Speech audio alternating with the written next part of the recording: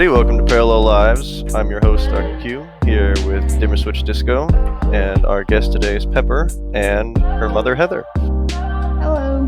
Hello.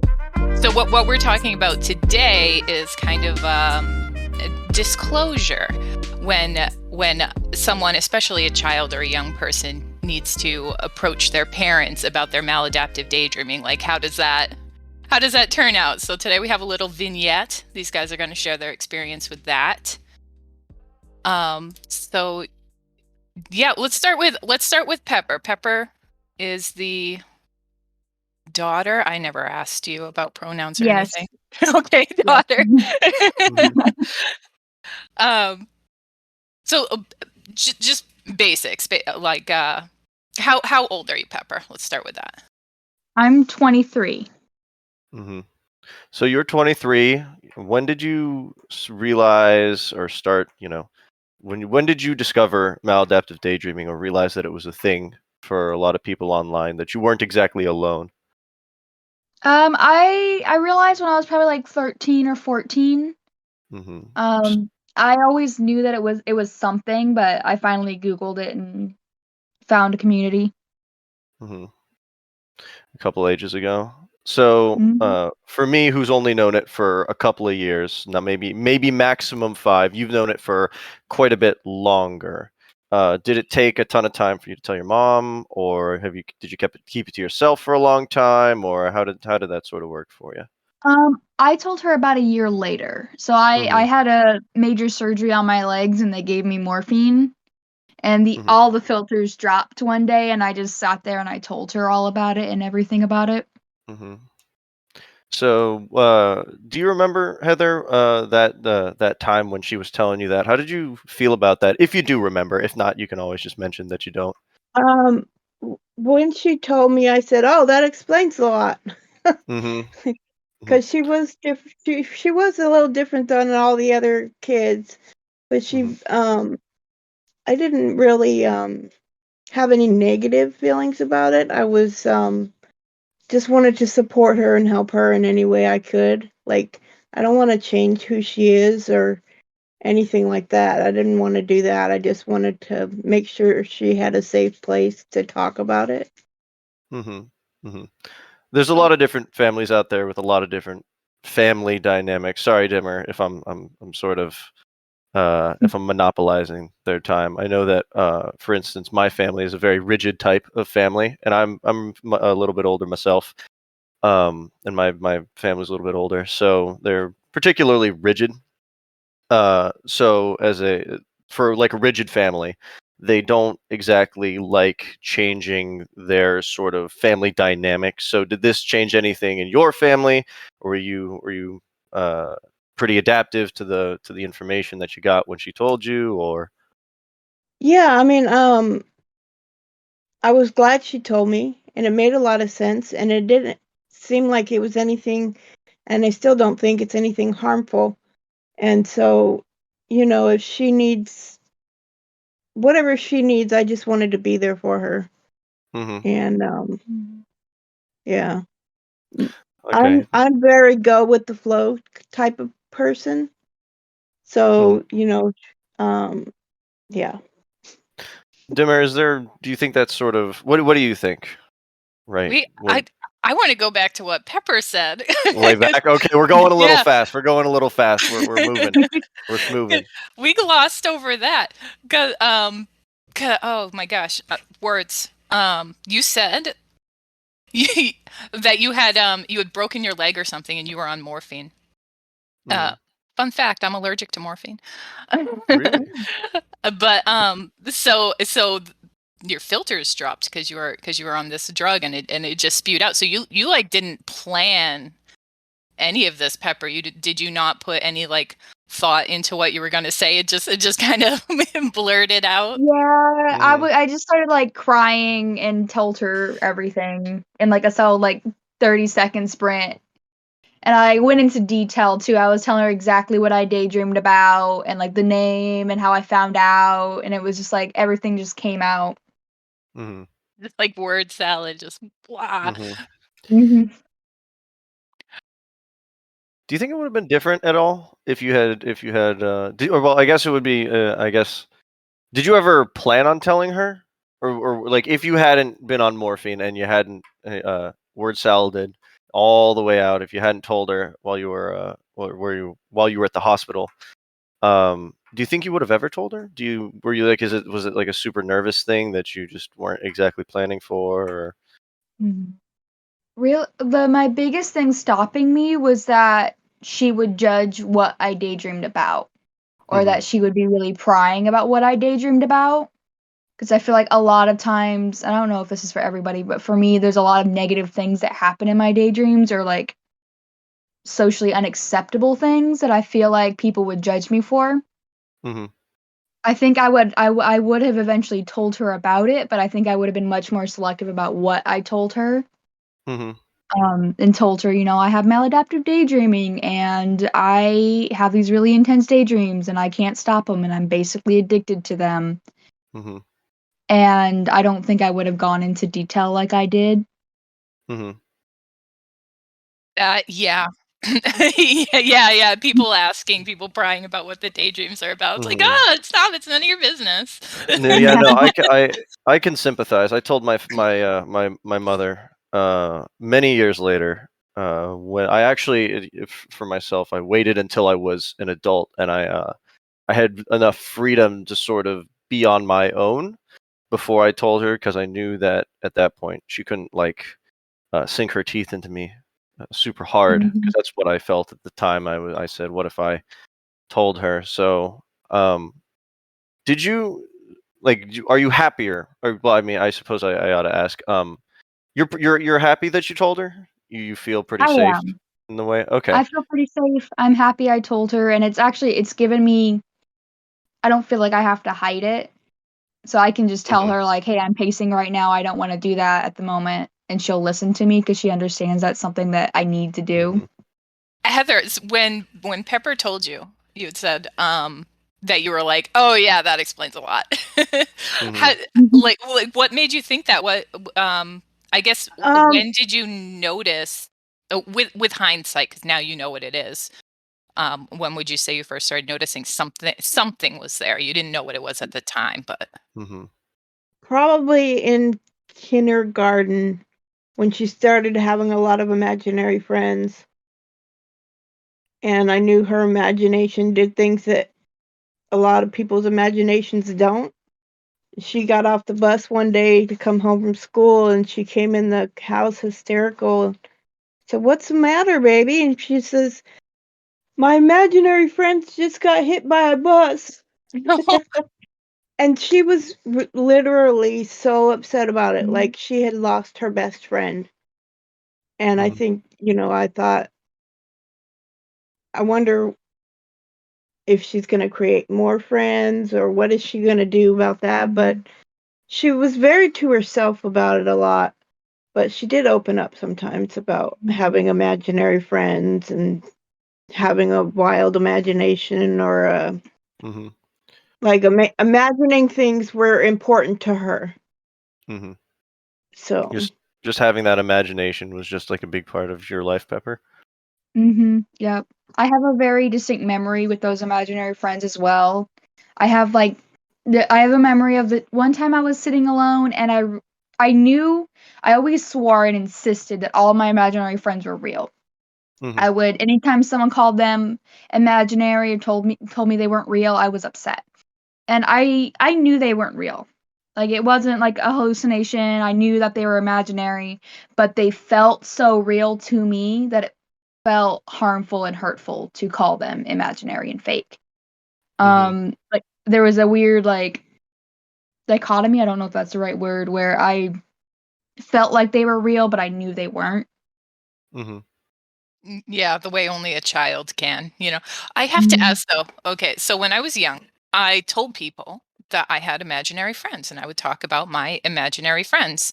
But even at that age, I knew that they weren't really imaginary friends because my sister had an imaginary friend and it was totally different. So are we talking Mhm. about Like did you have imaginary friends and daydream characters, or were your daydream characters your imaginary friends, or were you just calling them that because it was the only like language you had to explain them? It was the only language I had to explain them. They they weren't imaginary friends like I've always seen them represented. Like I didn't really have many friends, and the ones I did have did not have imaginary friends of their own that I remember. So I never really had that frame of reference, but they were, they were characters that I interacted with when I played pretend. So to me, those were my imaginary friends. Hmm. So I guess this is a question for everybody here. So for myself, as a reference point or a starting point, I never told anyone I had these sorts of these. I never had told anyone I had these daydreams. It was always a very closed off sort of thing because of the way I was raised. I kind of kept it in the closet, as it were. I kept it to myself. So at what point did you all stop saying that I had imaginary friends, and you just kept it to yourself, if you ever did at all? If you ever closed it off at all, but like, and was there a point at which you got older and you sort of stopped speaking about it? You sort of kept it more to yourself. I want to say the beginning of middle school. Hmm. I remember the end of 5th grade having imaginary friends, but then as soon as I hit middle school, I was still daydreaming. And in fact, I started daydreaming like more intensely than I ever had. Like less pretend play, but I would like lay stock still in a bed for hours at a time and stare at the ceiling daydreaming. Hmm. Um, but I didn't talk about it at that point because at that point it felt more embarrassing and more like something that was you should be embarrassed about and shouldn't talk about. Something more taboo. Oh my Mhm. God, yeah, same. Like same Hmm. experience. I yeah, middle school, that's about the age where you realize other people are growing out of it and you're not. That's the age where you start to think maybe there's something actually Hmm. wrong. Hmm. Um, did you notice a change there, Heather, when she in like that behavior that maybe started as playing started to get weird with her? Like, obviously, Hmm. you noticed she was laying in bed or anything, but were you worried about it? No, I wasn't worried about it. She paces a lot, and I didn't mind her pacing and stuff. And I felt like it's not harmful to her to have an imagination like that. I have a pretty good imagination myself, Hmm. and so I kind of understand where she's coming from. So, Hmm. You but I do think that when her friends got hit by the bus, that's when she stopped talking about them. Like she didn't Mhm. talk to me about imaginary friends anymore. Hmm. And so I Hmm. didn't know till just now that she still had imaginary friends. I'd used to make Travis play with them. Hmm. I The oh. sorry, I just missed that. What'd you say, Pepper? Oh, I said I made my brother play with them with me growing up. I'm sure he enjoyed that. Yeah. Hmm. I know that for myself, when I was younger, in our backyard we had a swing. My dad built a swing because that's what kids have. Supposedly, that's what I was told. Kids have a swing in their backyard. So he built me a small swing in the backyard when I was much younger. Um, when I was really young in elementary school, would swing on the swing hours and hours at a time, and I think that's why my legs were so muscular. Cut that out, Dimmer. But that's only for here. That's not for that's just for us. That's just for us. But I had a swing, and when I got to around middle school, that's when I actually grew too big for the swing. So I stopped swinging, and that's when I started laying in bed a little bit more, and I didn't really show it as much. But it was around middle school that I sort of realized that. I mean, I guess I realized way before. I mentioned prior that I had a lot of different incidents in elementary school where I was punished by my teachers for having an imagination. So I didn't really talk about it all that much then. But I think middle school for myself was a very similar time at which I said to myself that, man, this is not like nobody else is really doing the same stuff, and it feels from my perspective, it felt really really isolating. Was it isolating for you, Pepper? Was that how you sort of felt? Yeah, it definitely was. And also, beginning of middle school was also a very, in general, isolating time for me. Mm-hmm. We had moved across country, and I was kind of struggling mentally to deal with school and the move and everything. And the people we were living with at the time, if you had a C, you were grounded from TV or anything like that. So I Mhm. really didn't have a whole lot to do. And also the swing thing, I also was on the swing all the time in Mhm. elementary Mhm. school. It makes you feel like you're flying through the wind or flying through the sky. That's how it was for me. I had a lot of daydreams Oh, at the time that was flying like a bird, I think. But mhm. I'd get off and I would like stumble all the way back to the class. yep, your legs would be a little wobbly, right? Yep. I never moved. I did the lay in bed and stare at the ceiling for hours thing. My parents actually thought it was anemia. They had me tested for anemia or something. Mhm. Because they thought they assumed, I guess, that it was something physical. Mhm. Mhm. Yeah.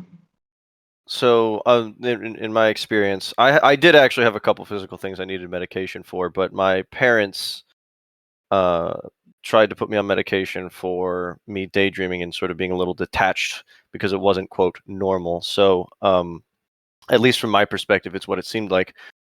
So I got put on medication for stuff like that. Pepper, Heather, was there anything like that for you guys? Was there anything Oh like yeah. medication related? Okay. Yeah. But she had she's bipolar. Hmm. Borderline. Well, I think I thought it's just an autism misdiagnosis. Um. Hmm.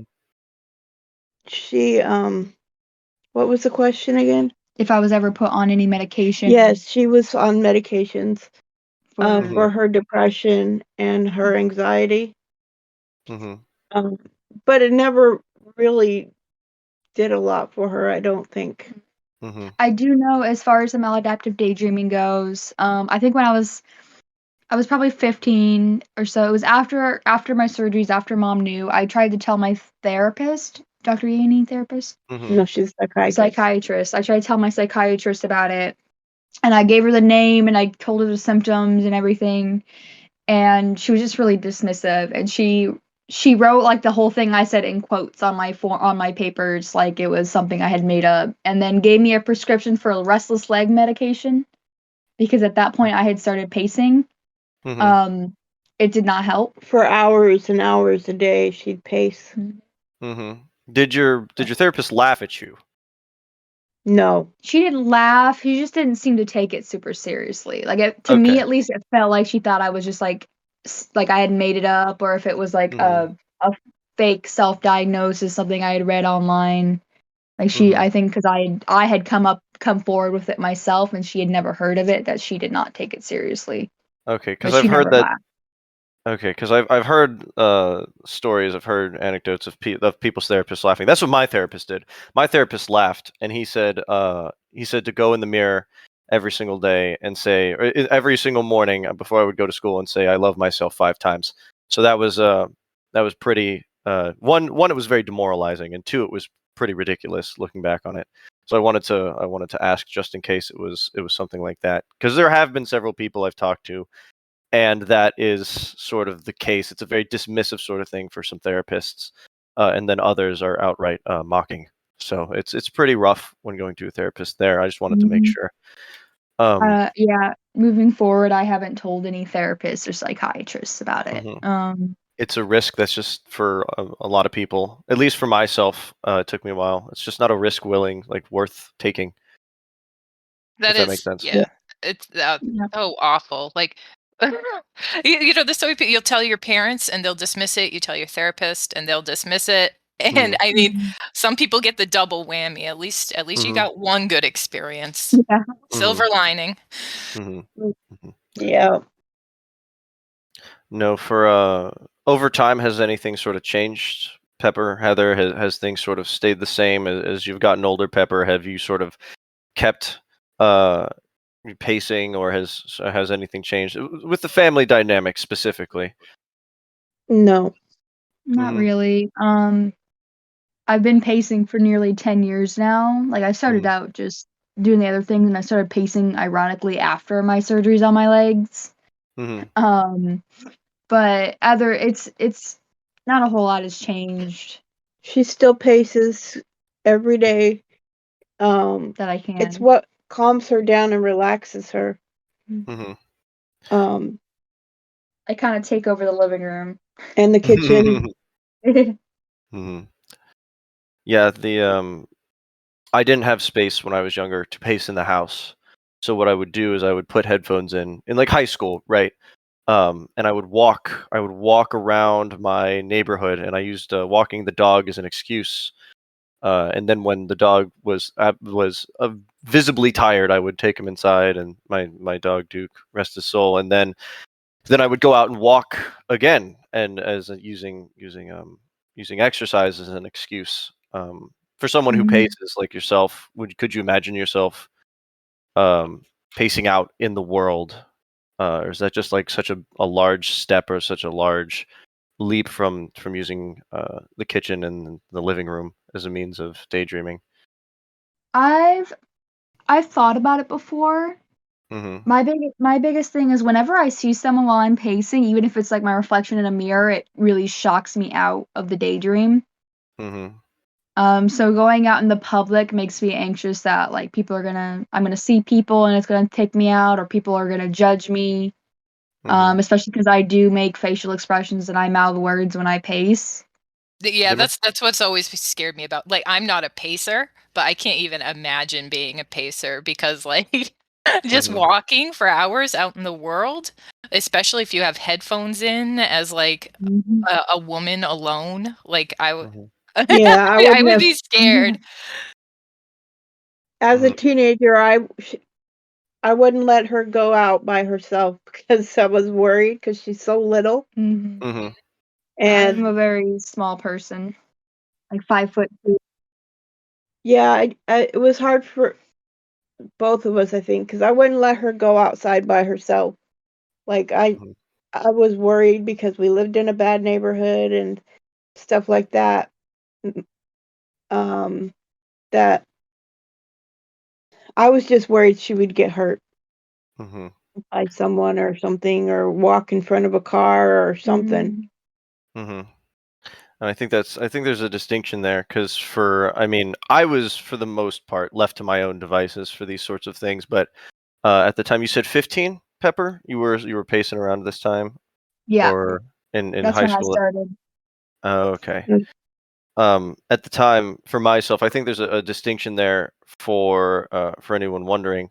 In your case, you were in a bit of a bad neighborhood, and you're quite small for someone at the time like myself. I was a pretty at the time like hefty guy. I was pretty heavy set. So my parents didn't really care if I walked out in the world, but there really is a distinction there, that there is a sort of danger when walking out in that sort of world. And Miss Heather, you said that you would be nervous to leave her on her own, right? Yeah, I still don't like when she goes outside by herself. And we live in a good neighborhood right now, but I just worry because there's so many sickos out there. Mhm. I'm just Hmm. worried something bad's gonna happen to her. Yeah, and when you maladaptive daydream, you're not completely out there, but you really are sort of taking a step out of the world. Yeah, You've sort of taken a step back, so you're not not as entirely in the aware of moment. this. Hmm. Yeah, not as aware of your surroundings as you would be otherwise. And it's likely someone might take advantage of that. So that's something to be nervous about. I get that. I get that. Even as a guy, like an old like an adult male now, just going out in the world is can be pretty rough because I'm in a heavily populated area, so there's a lot of strange people walking around and running around. Um, but now that Pepper, now that you're a little bit older, you said you were 23. Yes. Now that you're an adult, has that changed? Miss Heather, you said you still worry now, even though she is an adult and she Yeah, I do. Just because she doesn't always pay real close attention to her surroundings, Mm-hmm. and so it just worries me when she goes out by herself. Is there anything else that worries you now? Like now, right? Anything else that sort of keeps you on your toes a little bit? No. Mm-hmm. You're just nervous about her being unaware. Yeah, I'm afraid she's not going to be aware of strangers around her. Mm-hmm. Um, So maladaptive daydreaming can be addictive at points. Does that not worry you that she could be? I think, yeah, Mm-hmm. yeah. I mean, she does it every day for hours, so Mm-hmm. yeah, That's I would say that that sometimes that you it's feel worried about become, that. yeah. Well, no, I'm not really worried about it. I mean, there's so many bad things in this world, and daydreaming is not one of them in my book. Mm-hmm. But, I'd worry that she would not pay attention to her surroundings if she did that outside. Mm-hmm. Okay. So it makes it But feel a little bit better that she is in a safer space to do it rather than somewhere the yeah, big out unknown. yeah. Dimmer, you were going to mention something? Yeah, but I think she might have answered it while she was Mhm. talking. When I'm taking us way back again, Mhm. but I was just We're going wondering. so Yeah, far. I always loop back around. What was my name again?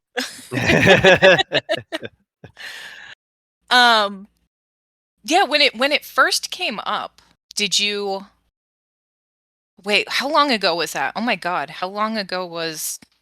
Shoot, I Was can't what? do math. I can't do math. Okay, so Pepper's So 23. 7 years? 7 years. Okay, so you said it 7 years ago. What year was that? That was 20 something How long? teen. How long ago? What happened? Did you What? tell me? Yeah, what year Uh, did you tell her in? Do you remember? it was probably like 9 years ago, so that would be like 2014, 2014. 2014. No, 2014, 2013 or 2014. 2013. 2013. Oh, that's when my son was born. Mhm. So 2013, there was a lot less research. Oh my God, was this server? Did that even exist in 2013? I don't think so. I think you said that the Discord server was made in around 2015. No, they couldn't have been that early. 2015, 2016? It's like 5 years old. The So that would be server. 2017. Yeah. So Okay. okay, so 2013, there weren't nearly as many resources or information. Did you? So Pepper, you had looked it up. Did you like? Where did you find it? Where did you find this information that you had at the time? Yeah, and did you show her like anything, or just or are we just going on Pepper's word here?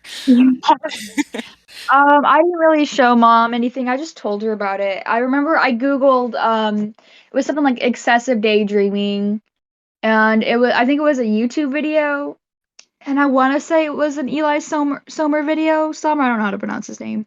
Ellie Somer. Um, yes, that. But it was somebody talking about maladaptive daydreaming, and then I googled the term and I found Wild Minds, that really old website. Yeah, classic. Yes. Yeah, because back then I really think it was just like Wild Minds and Reddit. Oh Yeah, I yeah. was going to ask if Reddit was around. The Maladaptive Daydreaming was around back then. Yeah, that's been around since like 2011. Yeah, Yeah. I wasn't on the subreddit. Hmm. It was just Wild Minds, and I was only ever in the little chat box talking to like the 3 people who use the chat box, and that was my circle. Yeah. Oh my God, I wonder if we met because I was on Wild Minds back then too. That's Hmm. wild to think about. Possibly. Yeah, I Maybe. don't remember what my username would have been. Oh, mine would have been Dimmer, so you might have recognized me if we had met. Maybe. Hmm. I can't remember anyone's. I just remember I remember Cordelia. Like I'm still friends with Cordelia on Facebook. Yeah, I'm friends with her too. Oh, wait, Heather's friends with Cordelia? Okay. Yeah. So you do have at least one toe in the community. Yeah. How did that Yeah. happen? Cordelia. I added Cordelia first, and Mom was like, "Oh, this is Pepper's friend. I'm gonna." Mhm. I don't remember if I sent her a friend request or if she sent me one, but we're friends on Facebook and she talks to me once in a while. Mhm. For the audience, because we're getting into a little bit of MD or history here, I'll just explain who Yeah. Cordelia is. Mhm. So she's the first named maladaptive daydreamer. She was not the first studied or anything, but she was the first one to put her real name out there and the first one to do like public interviews.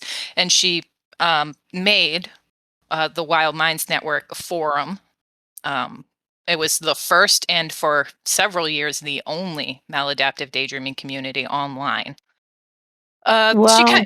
She stepped away from the community a few years ago. I heard Yeah. she's working on a book, but I'm not sure of Mhm. it, if that's still going on. But so she's not really actively involved in the community anymore and hasn't been for several years. But it's a little piece of MD history right there.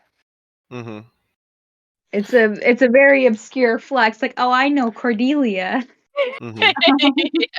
We're friends on Facebook. Also, for those of you who are a little unaware, research into MD has been few and far between until relatively recently. So this is, so we've sort of been having, it's been an uphill battle getting the word out there that maladaptive daydreaming is an actual phenomena. It is would you call it a disorder, Dimmer? I don't know, and honestly, I don't care. Then we I can cut that out. Then we can cut that out. But it's that. well because I don't think it matters in practical application. I don't care Mhm. what it turns out MD is. Like, I'm not a scientist. I have no idea what it is. Whatever the science says is what I will go with. But Mhm. whatever it turns out to be doesn't matter to me. If it's a disorder or if it's a symptom, doesn't matter as long as it is like categorized, figured out, and taken seriously. Yeah, the only reason I Yeah. ask, this doesn't need to be in the actual recording. The only reason I ask Dimmer is because I don't know what to call it now because I myself am not a researcher. So the only reason I ask is for like for a term to call it. But we don't have that much of a history yet with maladaptive daydreaming. So I think that Cordelia is as far back as it goes, right? There's not much more before that that has at least been on the internet. That was the first one. So. Wild Minds was the first community, Mhm. and there were a couple studies before Cordelia. Jane was actually the first like patient. Mhm. That's why they call her Patient X. Cordelia they call the poster child because she was Jane. Even though she was the first patient, was anonymous back then. Mhm. And Okay. yeah, didn't come out about her involvement until like actually Way like, later. yeah, way later. So it was Mhm. just Cordelia. She was the only one of us with a name for a long time. Mhm. But as far as the disorder thing goes, though, like I think it matters a lot how people think of themselves. So, like Pepper, how do you think of it? Do you think of it in your life as a compulsion, a behavioral addiction, a disorder, a symptom? And then Heather, what do you think? Um, I don't. I definitely think of it as an addiction. I kind of have a weird relationship with maladaptive daydreaming because it is such a huge part of my life, and it's hard for me to, even though I know it's a bad thing and I do consider it a bad thing, it's hard for me to think of it as a bad thing because it's been at times the only positive factor of my life. Hmm. I'm not even sure. I would say probably, yeah, no, I'm not sure. I could Mhm. see it being a symptom of something. Mhm. Heather, what do you think of it as? What is your relationship with maladaptive daydreaming or the way Pepper acts? What would you call it? What do you think it is? How do you feel about it? I don't know that they need to call it anything except maladaptive daydreaming. Mm-hmm. I don't believe it's a disorder because usually disorders are they affect you negatively, Mm-hmm. if that makes sense. Yeah, And Mom's just a little too supportive here. I've always been supportive of her, but it doesn't bother me. And I feel like if they call it a disorder or a syndrome or whatever they want to call it, it can have negative connotations to it. And I don't think it's a negative. It's not something. There's so many other bad things in life to worry about other than daydreaming. Would you say that maybe it's you could consider it a neurodivergency, Mom? Is that the word you're thinking of? Yeah. Just a different way for your brain to be? Yeah. Mm-hmm. I Oh, just yeah. feel like Michelle's a little bit different, but I don't think that there's anything like technically wrong with her. Mm-hmm. Out of curiosity, I was talking to my mother about this a couple weeks ago when discussing this topic, and I told her that we were going to have another mom on the podcast, and she was interested, and I was wondering, Miss Heather, Heather, what would you say to another parent of a child with maladaptive daydreaming? So a child has maladaptive daydreaming, and their parent is concerned. What would you say to them in your experience? Right? What would you tell them? To be supportive of their child. I feel like it would be a disservice to me to not support her. Mom's doxing me again. Hold on, we can change it to Pepper. So just be supportive. Yeah, be supportive and accept them for who they are, and Mm-hmm. just support them. And I know this is a bit of a leading question, but there are parents out there who aren't exactly as accepting of maladaptive daydreaming or try to rid their child of it, I suppose. So if you were to talk to someone like that, who are just being a little rather aggressive about I would probably tell them, there's worse things in the world to worry about when it comes to your children. That this is a simple one for me, to just accept her for who she is. It's part of her. Like, if you took that away from me, she would be a different person. And I like her the way she is. That makes me think. I know this is completely hypothetical because it's never come up, but like if Pepper had said like oh my God, I hate it. It's ruining my life. Mummy, help me get therapy for this. Is that something Most you would have done? definitely I would. Yes. Yeah. Absolutely. If I thought it was affecting her, I mean, yes, she paces a lot, and but it doesn't affect her, in my opinion. It may be different from Michelle. It doesn't affect her negatively. Mom, What? I need to clarify for you that maladaptive daydreaming, by definition, is when the daydreaming gets in the way of regular life. It is not obvious to outsiders, though. It's a very Yeah, that invisible is kind of true. thing. It's because it doesn't affect me in like a world-ending way where it's visible problems, but I do daydream and pace instead of things I'd rather be doing. So you think it's a problem? I think it's a problem that I do it too much, but it's not a problem in and of itself. Okay. Yeah. I get that. Yeah. So this brings up a good point. Since a lot of people can't see it, and then if Pepper didn't point out that it was a problem, you would say that you wouldn't have too many issues with her just continuing to do it. Now that she's sort of mentioned it, does it make you a little nervous? No. Maybe I'm just too easy. I don't know. It doesn't make me nervous. So she's been through a lot in life, and there's other things that she needs therapy for, and that may come up in therapy at some point in her Mhm. life. But that's not for me to say, Mm-hmm. you know, I just want her to be her Mm-hmm. and, and to be happy and content with life. And if she needs to pace and maladaptive daydream, then that's what she's got to do. Mm-hmm. And I do want to remind the audience that we are not talking to the mother of a young child. Pepper is 23. She's an adult and she can handle herself. like Mm-hmm. like Yes. yeah, Pepper's not 14 and needs to rely on her mother to pay for therapy and stuff. She's an adult. Mm-hmm. Yes.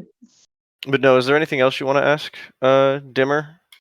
Most of the questions that I sort of had, because my mom watches episodes of this, so a lot of these questions were things that she was curious about, in particular on how other people saw their child who daydreamed, because I was very closed in, closeted about mine. So since you guys are far more open about it with each other, she was just sort of curious when I asked her about this. So most of the questions that my mom had and that she and I talked about have been answered. So I was just wondering, Dimmer, what you thought, or if there's anything else you wanted to know. There is just something I wanted to say. So Pepper has a very supportive mother who she can be open with. Um, some of us don't. I would never tell my parents. I've never spoken to my mom about anything, even coming close to something like this, and never would. And that's okay. Like, to all the kids at home who are like, that's not how my mom's gonna react. like, Mm-hmm. it's okay to keep it to yourself. Mm-hmm. It, Yeah, that's what I did for the longest time, and that's why I waited until far later when I had sort of like I had my own space and I was sort of moving on uh, with my life. I got a little bit older and I was sort of taking care of things a bit more myself. That's when I decided. I said, okay, now's about the time that I can tell my mom and my dad. My dad was not very happy with it. My mom was slightly less displeased. From the way she reacted, but I came into it saying, even if worst case scenario they both go nuts, I'm in a position where it's not going to drive me insane. So that's why I waited so long. You don't have to tell them now. You don't even have to tell them later if you don't think that's right for you. But if there's ever a point that you want to tell them, that's up to you. You don't have to. Yeah, and I think that weird thing that happened just a few minutes ago, where Pepper was like, "No, mom, it is bad," and Heather was like, "Oh, okay." like Hmm. we did not mean to put you in a weird gotcha moment there, Heather. Hmm. Definitely did Oh not. no, it's Yeah. okay. It's okay. I don't think I've ever talked to mom about how it negatively affects me. Mm-hmm. I think Hmm. I've just told her like what I've daydreamed about and that I daydream and what it's like. But I've never told her that it messes with me and that I struggle with it a lot. Hmm. Just this out. And honestly, the way that Heather handled all of this, I think, it's good. It's what a parent should do. You don't. It's so I don't know. I think you're modeling like a good how a good disclosure goes, even in its flaws, even not understanding, the deep Hmm. complexity. Not Pepper didn't send you any research or anything to go over, and that's fine. Like you didn't need every piece of info and to hold every card to just be like, you know what, it's okay, baby. Hmm. I've always just wanted to know what she wants to share. I don't ever push her to share anything that she doesn't want to share. Like, she comes to me when she wants to talk about it or whatever, but um There's a lot of different families out there. There's a lot of different family types, dynamics. There's a lot of stuff that goes on, and this is only one of many. And disclosing it to your family is entirely up to you whether you want to do it or not. It is your own call. But yes. for how do I put this? There's a lot of different family types out there, and disclosing it is entirely up to you. Um, if you feel it's a good idea, it's a good decision, then by all means do it. We're not saying you should or shouldn't. It's entirely up to you. Do what you think is best for yourself. Whether you're younger or older, um, just do what is best for you, or what you think is best for yourself. So Yeah, Yeah. I think that this episode is really more for the moms than the kids. yeah, I wanted to disclose it, just like reiterate, because and you don't need to put this in either, but when I was younger, it was a really big sort of secret that I kept, and it weighed on me quite heavily. And I think for the parents out there, the moms and the dads, sometimes it does weigh quite heavily on the child, on whoever has it. It's quite a big secret, especially since in a lot of cases it is considered taboo, because right when you have something like when you're a kid, or whenever something is considered quote wrong with you, or it's something unusual, you do go to a therapist or you do go to a doctor. But when your therapist is dismissive and in some cases laughs at you, or like a doctor says it's not real, well then where do you go, right? It's a pretty hefty burden to bear for some people. So for some of the parents out there, I think it's important to just support, like you said, Heather, to support as best you can, considering that in a lot of cases right now, as of this podcast, there's not as many avenues for support as say there's just not as much support for maladaptive daydreaming, right? Compared to like Yeah. other places, there's just not as much. So it's like it's a heftier burden to bear. So it's best, like, support is more important in this case, if that makes sense. Yeah. Yep. And I do really appreciate that she has that, just, I don't want to say blind support, but basically blind support. Because if she had tried to fix me back then when I was 15, or even when I was a kid, it's not a very easy thing to just fix. I don't think it's not really a fixable thing, especially from an outside force like that. So if mom had tried to fix me, it could have gone very badly. So I appreciate that she just kind of went with the flow. You said it's not really a fixable thing. I think that it can get better. It's just a long road. It's a long road, and there's no cure-all medication for it. Like for like a lot of different things, there's not like a cure-all medication. But in many cases, there is medicine prescribed to you that oftentimes doesn't exactly work. Sometimes it does. Sometimes it doesn't, but there's often side effects for that kind of medication. So there's not really, it's a long road. I think Pepper is right in that it's not it's not fixable by force. You can't strong arm it. Nobody can fix it for you. It's you gotta find internal motivation and really work on it yourself. I don't think there's anything Heather could have done except what she did. Like that's all you can offer them is unconditional support until they're ready to take it on. And really that support means a lot to me, because now as an adult, I'm more open about it, not necessarily to people in real life, but online. If I see someone talking about symptoms, I'll tell them like, hey, should look this up. And I'm more willing to discuss it with, in an anonymous setting and be comfortable with that fact, as opposed to like wanting, like thinking it's like something I should be embarrassed about. Well, I think that's good, because then I forgot what I was going to say. You sound like an MDer. We had COVID, and I still have COVID brain. Oh no. I see. No, it's no, it's one of those things where and you said Dimmer, that you need to sort of support them until they can take it on themselves. Taking on the task of sort of bettering yourself and trying to lower your maladaptive daydreaming overall it's a hard task. It's difficult, and oftentimes, even when you are taking on the challenge, to sort of lower it over time, you need sort of a little bit of support there, or it certainly helps to have someone supporting you in your in the challenge, in the journey. So just support in general helps. Yeah, I'm glad she has that support, and that she's able to talk to other people about it. It's important to understand yourself. Okay, so to close off, I think that's a great way to end it here on Parallel Lives. Where can you find Parallel Lives, Dimmer? YouTube, of course. Leave a comment, like, subscribe, follow, whatever.